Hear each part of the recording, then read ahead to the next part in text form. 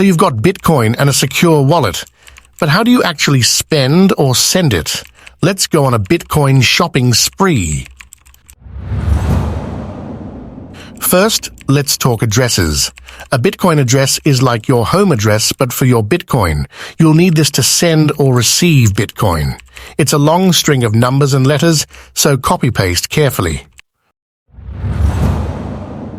Ready to make a transaction? Open your wallet, find the send option, and enter the recipient's Bitcoin address.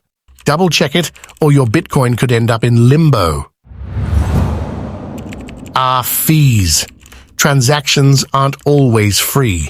Fees depend on how busy the network is. You can adjust the fee, but a lower fee means a slower transaction. Once you hit send, your transaction joins the blockchain. It needs to be confirmed by miners. Usually, 6 confirmations are enough to consider a transaction complete.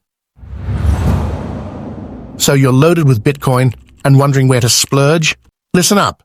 Major companies like Overstock and Newegg are open for Bitcoin business.